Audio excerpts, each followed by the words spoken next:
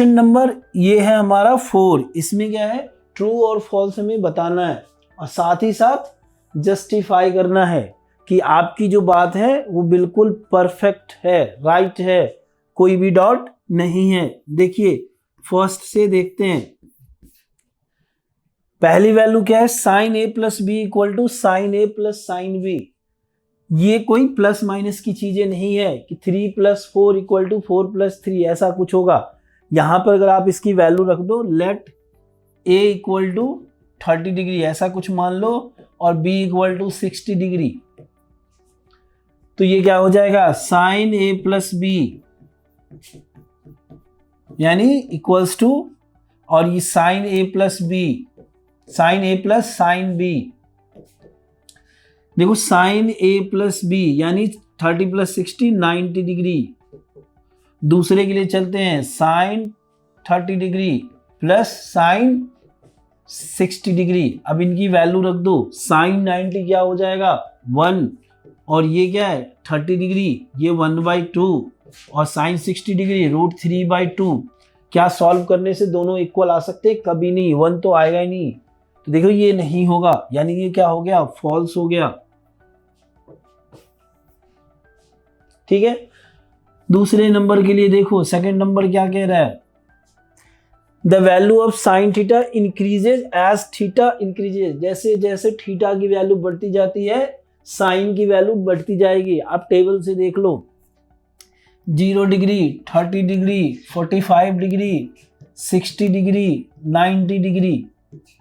ठीक है, 0 जो है वो 0 साइन के लिए क्या होता है, 0 ही होता है। अगर हम बात करें साइन 30 की तो 1/2, ये क्या हो गया 1/√2। पता तो हमें यहीं से चला गया कि 0 के बाद ये क्या आ रहा है 0.5 आ रहा है, यानी 0.5 इज ग्रेटर देन 0। यानी थीटा की वैल्यू अगर बढ़ती है तो हमें क्या होगा, साइन थीटा अगर इंक्रीज होता है जैसे जैसे थीटा इंक्रीज हो जाता है। यानी जो ये स्टेटमेंट है बिल्कुल करेक्ट है। फिर भी इस टेबल को कंप्लीट कर दो, √3/2 और ये 1 हो गया हमारा।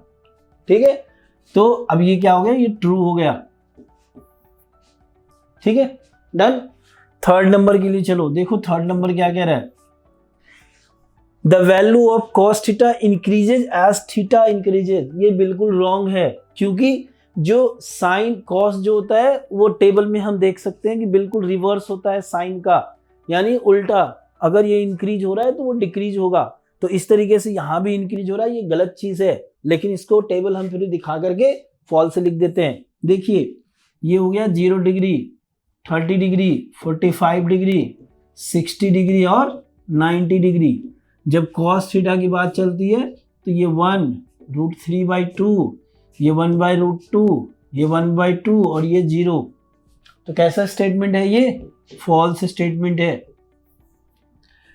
देखिए फोर्थ नंबर के लिए आते हैं, sine theta equal to cos theta for all value of theta. Possible ही नहीं है। आप दोनों ऊपर टेबल देख लो, केवल एक 45 डिग्री है यहां देखो, और ये भी 45 डिग्री।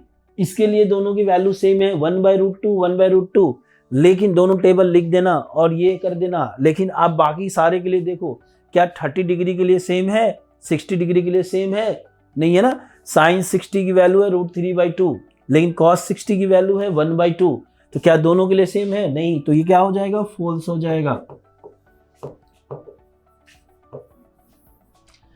फिफ्थ नंबर के लिए आते हैं, cot is not a define for A equals to 0।